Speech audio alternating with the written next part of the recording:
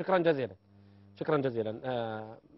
كان ودي كثير من الأسئلة أسألك إياها، لكن إذا تريد أن تختتم معنا أقل من دقيقة.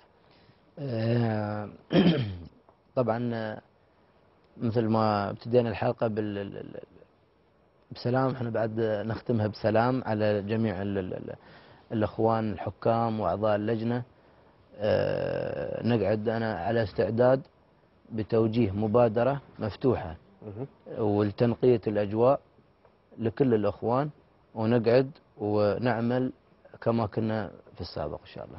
جميل. الإعلان عبر المدار وعبر شاشة أبو ظبي الرياضية من الكابتن علي حمد إن شاء الله النفوس صافية. وأنا أتوقع لو وضعنا في المدار إعلان بأكثر الرياضيين إثارة في هالموسم أتوقع تتصدر القائمة. كابتن علي حمد أنا أشكرك.